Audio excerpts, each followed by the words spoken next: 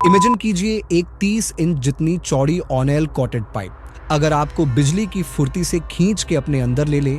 ये 5 लोग अपने आप को ऐसे ही एक दिल को दहला देने वाली सिचुएशन में पाते हैं, लेकिन इनमें से सिर्फ एक ही जिंदा बच पाता है अपनी अनसुनी कहानी को दुनिया के सामने रखने के लिए। और एक गोप्रो कैमरा जो इनमें से एक इंसान के सूट में लगा हुआ था, वह यह सब कुछ रिकॉर्ड कर रहा था। और इस कैमरा के अंदर मौजूद दृश्य आपके हाथ पांव कांपने के लिए मजबूर कर देगा। समुद्र से 60 फीट नीचे 30 इंच चौड़ी क्रूड ऑनेल से भरी हुई एक पाइप में 2 दिन तक फंसे रहना, यही घटना घटी थी। क्रिस्टोफर काजिम, यूसुफ, अर्शे और फैजल के साथ इन 5 में से सिर्फ क्रिस्टोफर ही बचा था। बाकी सारे मारे गए। पाइप में फंसे रहने के बाद इनके साथ जो हरकतें हुई वह बहुत ही भयानक और दिल दहला देने वाली थी। यहाँ तक कि इस इंसिडेंट की फुटेज भी अवेलेबल है, जो आगे हम वीडियो में आपको दिखाएंगे। तो चलिए जानते हैं पारिया डाइविंग उस खतरनाक इंसिडेंट के बारे में, जिसे सुनने के बाद लोगों की सांसें आना बंद हो जाती हैं। उससे पहले अगर कोई दोस्त चैनल पर नया है तो चैनल को सब्सक्राइब कर लें। तो चलिए शुरू करते हैं। दिन था 25 फरवरी 2022। साउथ अमेरिका के नॉर्दर्न कोस्ट में पॉइंटे पियर नाम के कोस्टल टाउन में पारिया नाम की कंपनी लोकेटेड है। ये 5 लोग जिनके साथ हादसा होता है वो पारिया नाम की कंपनी में ऑनेल पाइप के मेंटेनेंस का काम करते थे। उस दिन यह लोग पाइपलाइन के एक ऐसे हिस्से में काम कर रहे थे जो काफी समय से बंद पड़ी थी। यह एक यू शेप पाइपलाइन था जिसके एक हिस्से में ऑनेल टैंकर्स अपने कच्चे तेल को अनलोड करती थी, जिसे बर्थ 5 कहा जाता है। यह कच्चा तेल इस पाइपलाइन के जरिए बर्थ 6 में पहुंचती थी, जहां नाइल रिफाइनरी मौजूद थी, जहां से ऑनेल को रिफाइन किया जाता है। उस दिन इन वर्कर्स का काम था इस पाइपलाइन के ऊपरी हिस्से को पानी से सेपरेट करना, ताकि यह लोग अपने इक्विपमेंट्स वगैरह के साथ यहां आराम से खड़े होकर अपने काम को अंजाम दे सके। पाइप के अंदर से हाइड्रोकार्बन बाहर ना निकले, इसलिए एयर प्लग भी लगाए गए थे। इसके अलावा पाइप के ऊपर काम करने के लिए एक स्पेशल कबी, जिसको हैबिटेट बेल भी बोला जाता है, इसका इस्तेमाल किया जाता था। ये ऐसा कुछ समझिए कि पानी की बाल्टी में अगर आप एक गिलास को डालेंगे तो पानी गिलास के अंदर नहीं जाएगा। हैबिटेट बेल पाइप के अंदर एयर प्रेशर छोड़ के एक सूखी जगह तैयार करता है ताकि लोग इसके अंदर अच्छे तरीके से काम कर सकें। और उस दिन इन लोगों का काम था पाइप के अंदर जाके उस एयर प्लग को निकालना। लेकिन जब वो एयर प्लग को निकालते हैं तभी एक दुर्भाग्यपूर्ण घटना घट जाती है। उसी सेकंड पानी का एक तेज बवंडर आता है और उन्हें अपने प्रेशर के साथ जोर से पाइप के अंदर खींच ले जाता है। ये इतना तेज बवंडर था और इतना ताकतवर था कि 90 सेकंड के अंदर पाइप अंदर ही अंदर उन्हें 20 फीट नीचे और 120 फीट दूर जाकर पटक देता है। इस घटना की फुटेज आप देखिए। घटना से पहले कुछ दिखेगा, फिर सब कुछ अंधेरा ही अंधेरा। पाइप सीधा ना होने के कारण उन्हें एक राहत मिलती है। ये 5 लोग एक छोटे से एयर पॉकेट में फंस जाते हैं जहां ये सांस ले सकते थे। लेकिन सारी चीजों में उनको जरा भी आइडिया नहीं था कि उनके साथ हुआ क्या है। पानी का फ्लो इतना ज्यादा था कि कुछ लोगों की तो हड्डियां भी टूट गईं। इसके अलावा पाइप के अंदर कुछ भी दिखाई नहीं दे रहा था।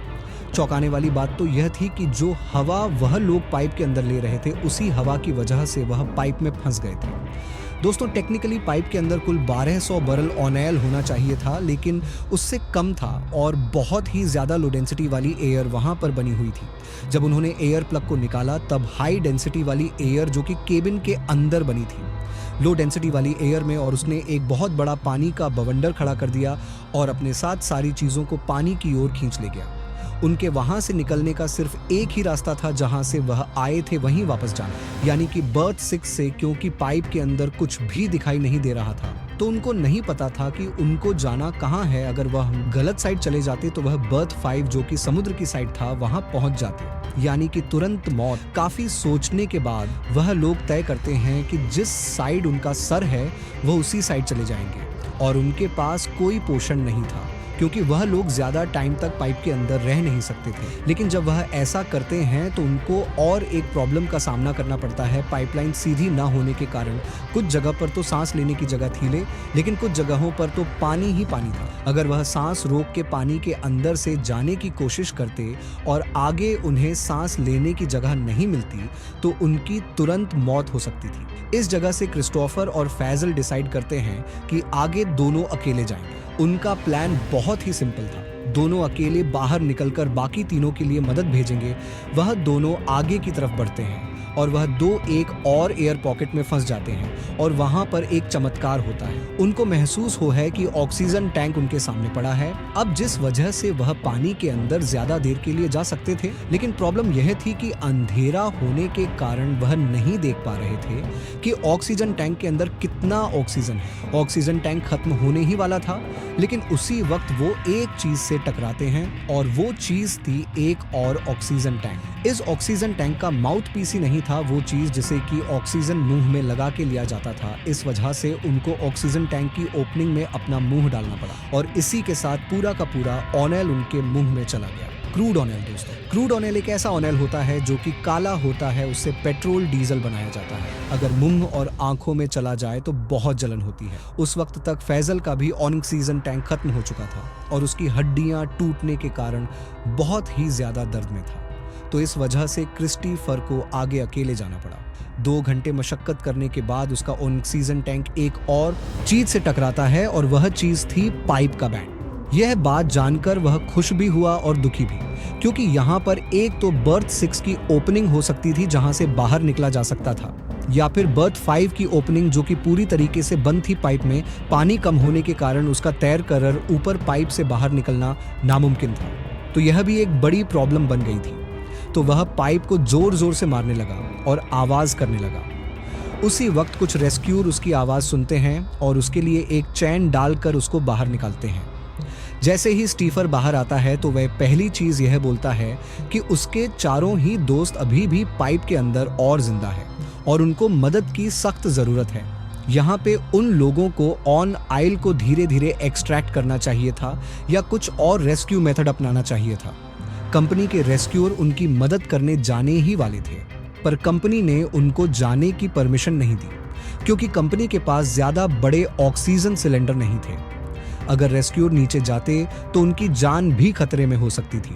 यह बात सुनते ही क्रिस्टोफर खुद अपने दोस्तों को बचाने जाने ही वाला था, बट कंपनी ने उसको भी रोक लिया। जब क्रिस्टोफर ने सारी चीजें बताई तब रेस्क्यूअर उस पाइप को ठोक ठोक कर मारने लगे ताकि पता लग सके कि चारों लोग एग्जैक्ट कहाँ हैं, और यहाँ तक कि चारों लोग भी पाइप को मारकर रिस्पॉन्ड भी कर रहे थे। आप देखिए यह फुटेज।